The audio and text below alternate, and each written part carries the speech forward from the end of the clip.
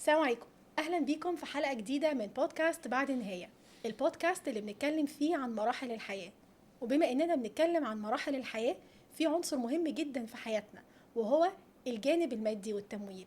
مفيش بيت في مصر مفكش ازمه غير بجمعيه، وعلشان كده احنا النهارده في الحلقه دي هنتكلم عن الجمعيات، ازاي اتطورت من شكل وصوره للتضامن الاجتماعي لصوره وهيئه من هيئات الفinTech وطريقه بندير بيها تمويلاتنا. علشان كده النهارده معانا ضيف مميز جدا، معانا شهاب مصطفى، سنتر اوف اكسلنس دايركتور في ماني فالوز. ازيك يا شهاب، عامل ايه؟ تمام. ازيك يا نسمة؟ ايه منورني. الاخبار؟ نورك والله، انا مبسوط جدا انا معاك والله. انا كمان. عايز اسالك ازاي الجمعيه اتطورت من ان هي حاجه اجتماعيه بحته لانها بقت صوره من صور الفinTech، وازاي احنا بقينا نستخدمها علشان ندير مواردنا الماليه، وازاي ان احنا نقدر نحقق اهدافنا. سؤال هايل عميق شويه.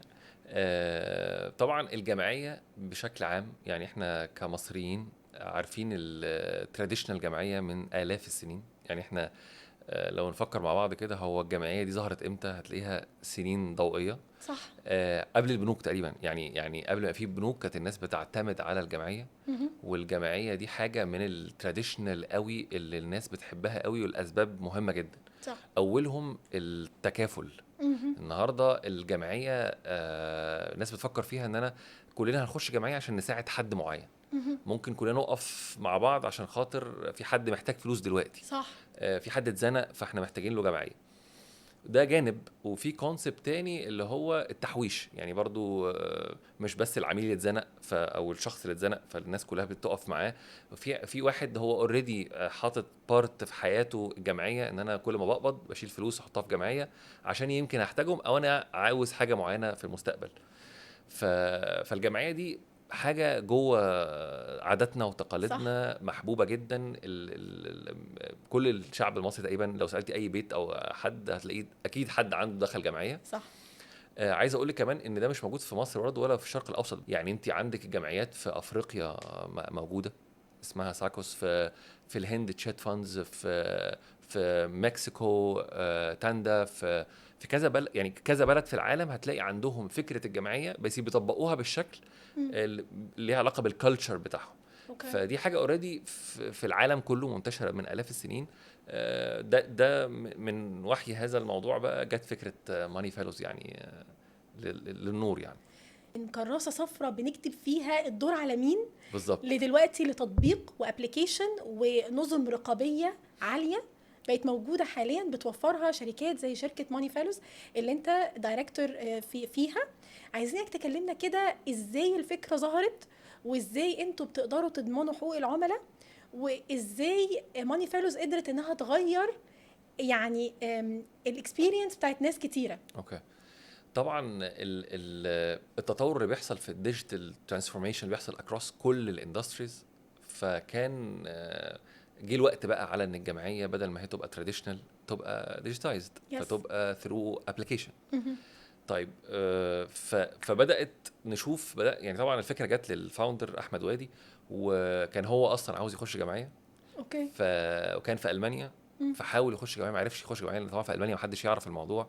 اه. فتعب جامد، عمره ما عرف يخش جمعيه في مصر، وعرف يخش جمعيه في مصر. فمن هنا فكره قالت طب واي نوت ان احنا نبتدي نعمل جمعيه على ابلكيشن ومحدش يعرف حد، ونقدر نخش من اي حته في العالم ويبقى كروس بوردر مثلا جمعيه. فده كانت الفكره جت من هنا يعني. يعني الابلكيشن دلوقتي مش بس مقتصرة على ناس من مصر. كارنتلي مقتصر على مصر، أوكي. بس اور جول او اور اوبجكت حلمنا يعني اه. ان ده يبقى جلوبال بقى، ده زي فظيع. جلوبال Yes. سولوشن. تبقى انت داخل جمعيه مع حد في المانيا، في امريكا، واحد في المغرب.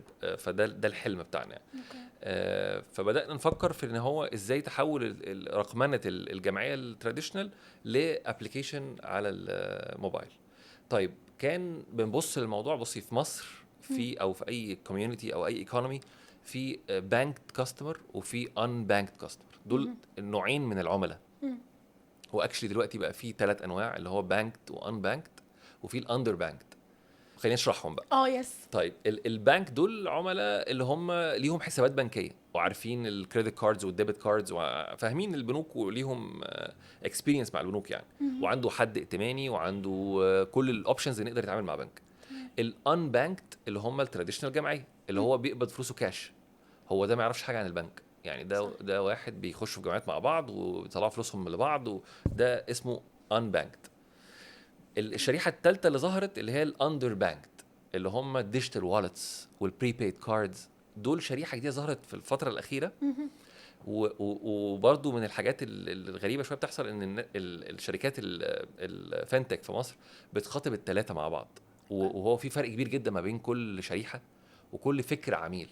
يعني العميل البنك ده ليه فكر، والعميل اندر بانك ليه فكر، والعميل الان بانك خالص اللي هو في بلد بعيده في اقاليم او كده ده ليه فكر ثالث خالص. بدأنا نبص على الثلاثه دول، فلقينا برضو ان كل واحد فيهم ليه طريقه في استخدامه للفلوس بشكل عام. اوكي. ان هو النهارده انا في حد تلاقيه برور على طول، يعني تلاقيه يصحى الصبح مزنوق، هو على طول بقى في فلوس عليه، على طول صح. مديون، على طول في فلوس بيحاول يسددها، هو عليه بيحب الاقساط جدا، هو شخص كده. وفي شخص عدو الاقساط، انا راجل معايا، اللي معايا يلزمني واللي معيش ما يلزمنيش. أوكي. فده سيفر مثلا، ده بيحب يحوش فلوس ويبتدي يصرفهم لما يبقى معاه الفلوس. اوكي. وفي الشريحه برضو اللي هي السبندر ده اللي هو العميل الذكي قوي قوي، ده بيتعبنا جدا ده في الابلكيشن. اوكي. ده اللي بيعتمد على البروموز، ده بيدور على كل اوفرز كوبونز في كل اب، عنده كل الابس على الموبايل، بيخش ياخد الحاجات. دي شريحه عملاء. فطبعا مع اختلاف الشرايح احنا بدأنا نفكر بقى احنا هنخاطب الناس دي ازاي، وهنجيب العميل ده ازاي. طبعا بصينا على البانك والان بانك، لان الان بانك عنده مشاكل كبيره جدا. عنده مشاكل ان هو انا عايز اخش تراديشنال جمعيه، مش عارف الاقي العشرة. يعني في ناس بتعرف تلاقي 10 يخشوا مع بعض الجمعيه، وفي ناس ما بتعرفش، وفي ناس عارفه تلاقي العشرة بس الاماونت اللي هو محتاجه اكبر من العشرة. صح. فباظ الموضوع. صح. وفي ناس عارفه تلاقي العشرة وعارفه تلاقي الاماونت بس مش واثقه في العشرة. انا اعرف واحد فيهم، ايوه بس الواحد ده جايب 9 معاه، صح. فانا برضو ما اضمنوش، ما انا ممكن ادفع واقبض في السابع وفجاه الاقي نفسي ما قبضتش روحت. يس. فطبعا دي كارثه. كل المشاكل دي بقى رحنا احنا بقى حليناها للعميل اللي هو الان بانكد. قلنا له couple of clicks على الابلكيشن هتلاقي الاماونت اللي انت عاوزه، هتلاقي الدور اللي انت عاوزه، مش هتدور على حد، مش هتتزنق تاني، مش هتقعد تشوف الاماونت مع حد يعني فتقول له لا دخلني التاني الكلام ده كله احنا كفرناه. صح. طيب الحاجه المهمه جدا كانت تشالنجينج جدا بالنسبه لنا، الثقه. والعميل بيرفض اي حاجه مش واثق فيها بالظبط، ولو حاجه كمان مش عارفها مش هيخش فيها. وخليني اقول لك برضو حاجه مهمه جدا، قطاعين خطر جدا التعامل معاهم. لو اي حد فكر يعمل ستارت اب او بزنس وفكر يشتغل في الفلوس او يشتغل في الصحه، فلازم يبقى حذر جدا. مظبوط. تهريج يعني لا مش تهريج، لا. العميل بيتضايق من حاجه ليها علاقه بالفلوس بيبقاش هو، بيبقى شخص تاني. مظبوط. ولما بتزعله في حاجه ليها علاقه بصحته ما بيبقاش هو برضه. مظبوط. لكن لو تي شيرت اتاخرت من على اونلاين من اي حته بشتريها عادي، I can afford it. yes. بس فلوس وصحه ما تجيش ناحيته. صح. فطبعا احنا كنا حذرين جدا من day one في ده، وبدانا ناخد بقى الطريق بتاع ان احنا ازاي نبقى الشركه ريجوليتد عشان مصلحتنا وعشان العميل يبقى مطمن. مظبوط. فدورنا طبعا في جهتين في مصر هم اللي ليهم علاقه بالفنتك في مصر، او اللي ليهم الاثوريتي ان هم يسيرتيفاي او لايسنس الشركات الفنتك، اللي هم الاف ار اي والسي بي اي اللي هم البنك المركزي المصري والاف ار اي. طيب الجهتين دول احنا لما دخلنا نعمل الايفالويشن بتاعنا لقينا ان احنا اكتر ناحيه البنك المركزي، ان احنا زينا تقريبا زي البنوك.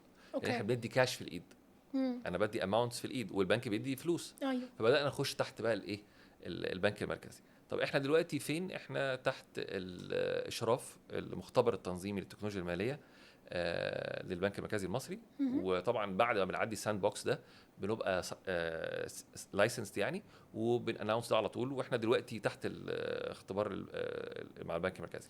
يعني انتوا دلوقتي عندكم هيئه تحت اشراف تحت المختبر التنظيمي للتكنولوجيا الماليه للبنك المركزي.